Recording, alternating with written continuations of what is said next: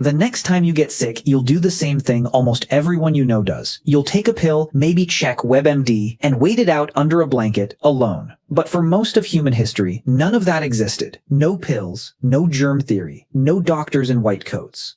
If you got a fever 50,000 years ago, there was no explanation for why your body was burning up from the inside. And yet, somehow, we survived long enough to become you. So what did they actually do? The answer involves bitter plants, holes drilled into skulls, and a level of caretaking that might put modern hospitals to shame.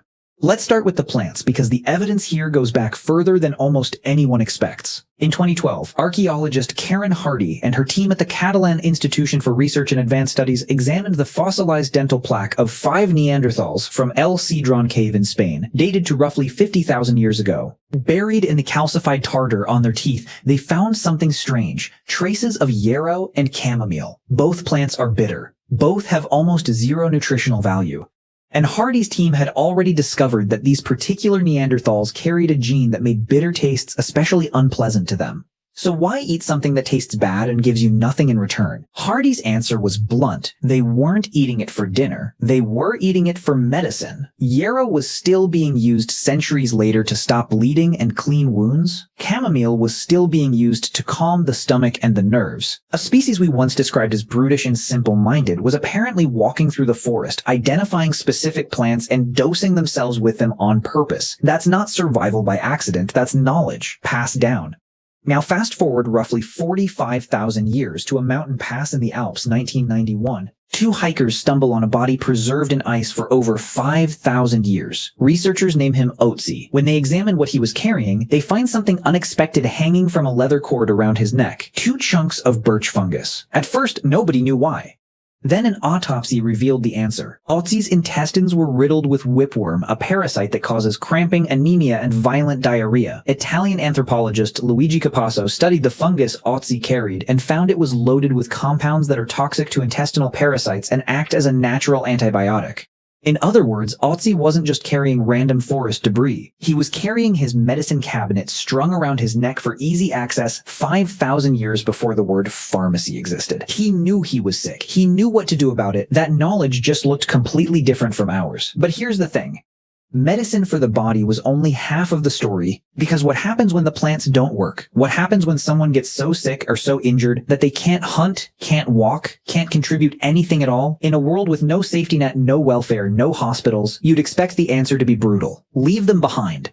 Except that's not what the evidence shows. In the 1950s, archaeologist Ralph Solecki excavated a cave in northern Iraq called Shanidar and uncovered the skeleton of a Neanderthal man now known as Shanidar I, who died around 45,000 years ago.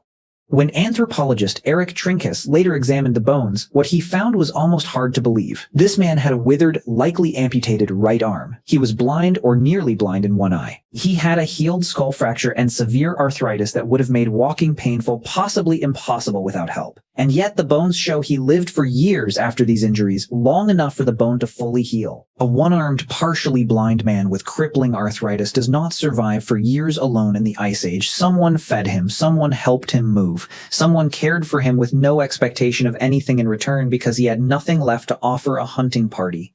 That single skeleton rewrote what we thought we knew about Neanderthals and about what sickness actually meant to ancient humans. It wasn't just a medical problem. It was a communal one. That instinct to isolate the sick eventually got formalized, but not until much later, and for a much darker reason. During the Black Death in the 1300s, the city of Venice required incoming ships to sit offshore for 40 days before anyone could disembark. In Venetian Italian, 40 days is quarantena. That's where we get the word quarantine, born not from medicine but from fear, and from a city desperate to keep death outside its walls. A death cease idzier, walls, because here's what almost nobody understood back then. What was actually causing the sickness in the first place? Without germ theory, illness needed an explanation, and across nearly every ancient culture, that explanation was the same. Something invisible had gotten in. A spirit. A curse. Bad blood, which leads to one of the strangest medical practices ever discovered. Trepanation, the act of cutting or drilling a hole directly into a living person's skull. The oldest confirmed evidence comes from a site in France dating back roughly 7,000 years. You'd assume this killed people instantly.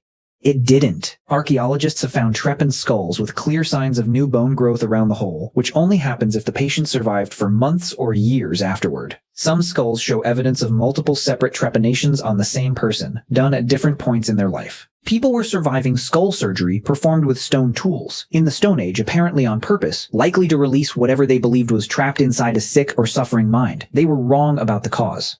But they were doing actual surgery with actual survival rates tens of thousands of years before anesthesia existed. Now think about how differently we handle sickness today. We isolate, we take a pill designed in a lab, swallow it alone, and go back to bed by ourselves. It's efficient. It's also lonelier than almost anything our ancestors experienced. When a Neanderthal got sick, the whole group's survival depended on the group actually caring for them, because there was no other option. When you get sick today, the entire system is built so you don't need anyone else at all. We solved the biology. Antibiotics, vaccines, modern surgery, none of that is in question. But somewhere in trading spiritual explanations for scientific ones, we also quietly dropped the part where getting sick meant someone had to show up for you. Ancient humans didn't have germ theory. They didn't have antibiotics. And they definitely didn't have painkillers strong enough for skull surgery. What they had was observation, passed down over thousands of generations, and a group of people who would not let you die alone just because you'd become useless. We fixed the medicine. We're still figuring out whether we fixed the rest of it.